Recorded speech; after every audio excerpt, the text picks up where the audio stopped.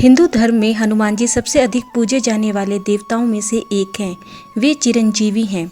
भगवान श्री राम ने उन्हें कल्प के अंत तक बने रहने का आशीर्वाद दिया था। वेदों और पुराणों के अनुसार पवन पुत्र हनुमान जी का जन्म चैत्र मंगलवार के दिन पूर्णिमा को नक्षत्र व मेष लगन के योग से हुआ था। इनके पिता वानर राज केसरी थे और उनकी माता का नाम अंजनी था। रामचरितमानस के अनुसार हनुमान जी का जन्म ऋषियों द्वारा दिए गए वरदान से हुआ था। माना जाता है कि आज भी वे इस धरती पर सशरीर हैं। हनुमान जी को इसीलिए भी सर्वशक्तिशाली व सर्वश्रेष्ठ माना गया है क्योंकि उन्हें धर्म की रक्षा के लिए अमरता का वरदान मिला था और इसी वरदान के कारण आज भी हनुमान जी जीवित हैं। कहा जाता है कि उनके आगे कोई भी मायावी शक्ति नहीं ठहर सकती। भूत प्रेत उनके नाम से ही डरते हैं। अपने भक्तों का वे सदैव कल्याण करते हैं। रामायण के वे एक ऐसे पात्र रहे जिन्होंने अपने प्रभु श्री राम की सहायता की और सदैव उनके लिए खड़े रहे। आइए जानते हैं हनुमान जी के जीवन के वे किस्से जिनसे उनकी शक्तियों व श्री राम के प्रति उनकी भक्ति देखने को मिलती है। हनुमान जी ने लिखी थी सबसे पहले रामायण। शास्त्रों के अनुसार कहा जाता है कि सबसे पहले रामायण राम भक्त हनुमान ने लिखी थी, जिसे उन्होंने अपने नाखूनों से एक चट्टान पर लिख दिया था, जिसे बाद में हनुमत रामायण का नाम दिया गया।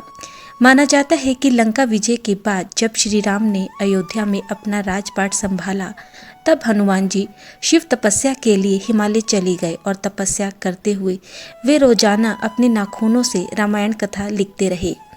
कई वर्षों पश्चात जब उनकी तपस्या और राम कथा दोनों ही पूरी हुई तो वही राम कथा कालांतर में हनुमत रामायण के नाम से जानी गई। कुछ समय पश्चात जब वाल्मीकि जी ने रामायण लिखी तो वे रामायण दिखाने राम भक्त हनुमान जी से मिले। वहां उन्होंने हनुमान जी द्वारा लिखी हनुमत रामायण देखी तो उन्हें उसके सामने अपनी रामायण बहुत ही छोटी लगने लगी। उनकी उदासी देखकर हनुमान जी उनके मन में चल रहे भाव को समझ गए और उन्होंने वाल्मीकि जी से कहा कि आज के बाद जगत में रामायण आपके द्वारा लिखी ही गई ही जानी जाएगी। ये कहकर हनुमान जी ने अपनी हनुमत रामायण को उठाकर समुद्र में डाल दिया। हनुमान जी के इतने बड़े त्याग को देखकर वाल्मीकि जी ने कहा कि आपसे बड़ा कोई राम भक्त नहीं है और ना ही आपसे बड़ा कोई दानी। आपकी राम भक्ति की जितनी प्रशंसा भी की जाए उतनी ही कम है। इस तरह हनुमान जी ने निस्वार्थ भाव से राम भक्ति का अपना परिचय दिया। जब राम भक्ति में रंग डाला हनुमान जी ने खुद को सिंदूरी रंग में, इसीलिए चढ़ाया जाता है इन पर सिंदूरी रंग। त्रेता युग में जुड़ी पौराणिक कथा के अनुसार एक समय जब माता सीता अपनी मांग में सिंदूर भर रही थी तब उस समय हनुमान जी वहां पहुंचे।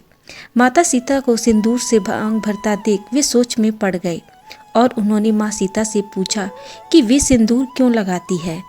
हनुमान जी के इस सवाल का जवाब देते हुए माता सीता ने कहा कि अपने स्वामी श्री राम की दीर्घायु व उनके मंगल की कामना के लिए ही मैं सिंदूर लगाती हूँ। माता सीता की ये बात सुनकर हनुमान जी ने सोचा कि यदि माता सीता के चुटकी भर सिंदूर लगाने से प्रभु को इतना लाभ है तो पूरे शरीर पर सिंदूर लगाने से तो प्रभु श्री राम अमर ही हो जाएंगे। ये सोचकर हनुमान जी ने अपने पूरे शरीर पर सिंदूर का लेप लगा लिया। अपने भक्त को जब श्री राम ने ऐसे देखा तो वे विस्मित रह गए और सिंदूर लगाने का कारण जानने पर उनका मन हनुमान जी के प्रति स्नेह से भर गया और उन्होंने हनुमान जी को अपने गले से लगा लिया। तभी से हनुमान जी को सिंदूर चढ़ाए जाने की प्रथा है।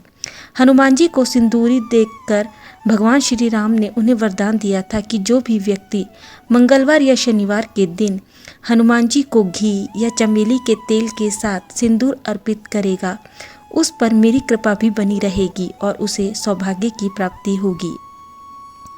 जब प्रभु श्री राम और लक्ष्मण को बचाने के लिए हनुमान जी ने लिया अपना पंचमुखी अवतार।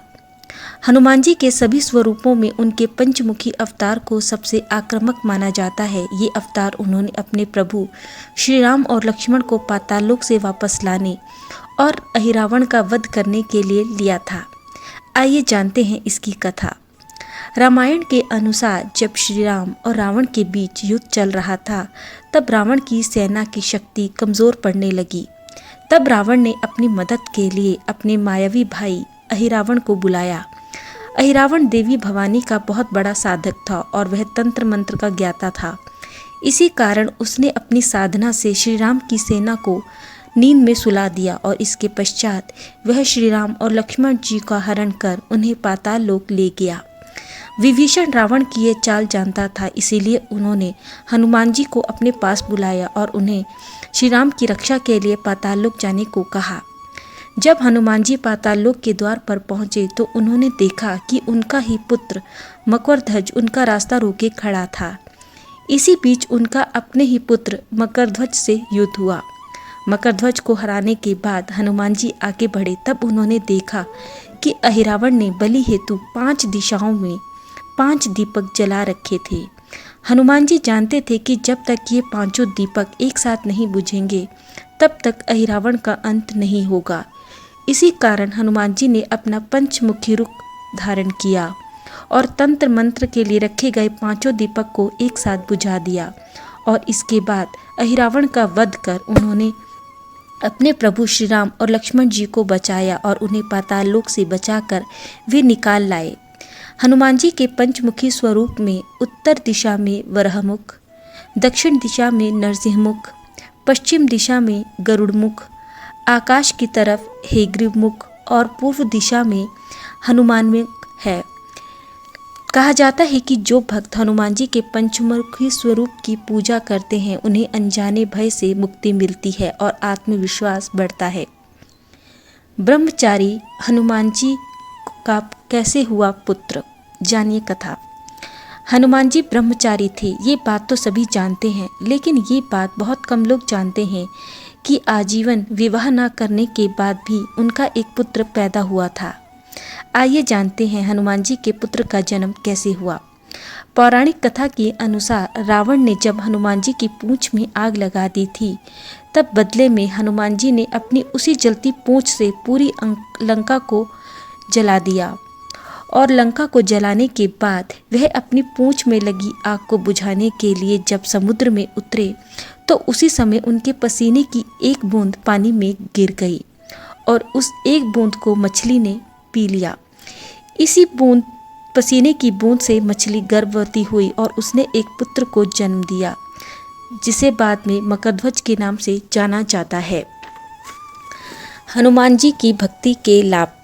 कहा जाता है कि हनुमान जी की भक्ति निरंतर करने से भूत पिशाच, शनि, ग्रह बाधा, रोग और शोक, कोर्ट कचहरी, मंगल दोष, कर्ज से मुक्ति, तनाव व चिंता से मुक्ति मिल जाती है।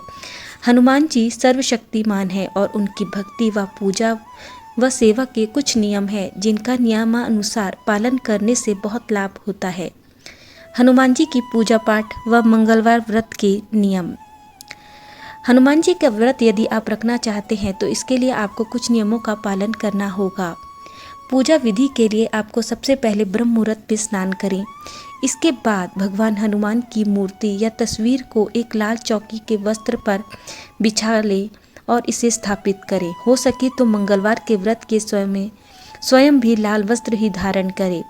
इस दिन हनुमान मंदिर में स्थापित मूर्ति को चमेली का तेल और केसरिया सिंदूर रखकर चोला चढ़ाएं और इसके बाद घर के ईशान कोण में हनुमान जी की प्रतिमा रखें और गाय के घी का दीपक जलाएं।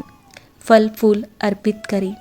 इसके बाद हनुमान चालीसा का पाठ और सुंदरकांड का पाठ करें। व्रत में आप फलाहार भी रख सकते हैं। व्रत वाले दिन सियाराम के नाम का जाप करें और शाम को हनुमान जी की आरती कर कर उन्हें भोग लगाएं। माना जाता है कि मंगलवार के व्रत में यदि आप एक बार भोजन करते हैं तो ये भी बहुत लाभकारी होगा आपके लिए और इसका पालन करने पर आपके बिगड़े हुए काम बनने लगेंगे। मंगलवार के दिन हनुमान जी के मंदिर में जाकर परिक्रमा करें और हो सके तो बंदर को ज़रूर कुछ खिलाएं। कुंडली में मंगल दोष हो या कार्य सिद्धि के लिए राम भक्त उनके प्रिय हनुमान जी की कृपा पाने के लिए बहुत से लोग मंगलवार का व्रत रखते हैं। मंगलवार का व्रत आप चाहें तो 7, 11 या 21 मंगलवार तक भी रखा जा सकता है। माना जाता है कि कठिन से कठिन समस्या भी हनुमान जी की कृपा से दूर हो सकती है। मंगलवार के व्रत व हनुमान जी की पूजा में नियम व पवित्रता का विशेष ध्यान दिया जाता है। हनुमान जी को तुलसी की माला चढ़ाई जाती है और यदि आप मंगलवार का व्रत रखते हैं तो इसके लिए आपको ब्रह्मचर्य का पालन जरूर करना होगा। इसके साथ ही कहा जाता है कि यदि आप मंगलवार का व्रत करते हैं और उसी दिन आप तुलसी की माला भी चढ़ाते हैं तो इससे आपके संकट तुरंत मिट जाते हैं और समृद्धि के मार्ग खुल जाते हैं। मंगलवार के दिन हनुमान जी को तुलसी की माला चढ़ाने से व्यक्ति को समृद्धि की प्राप्ति होती है।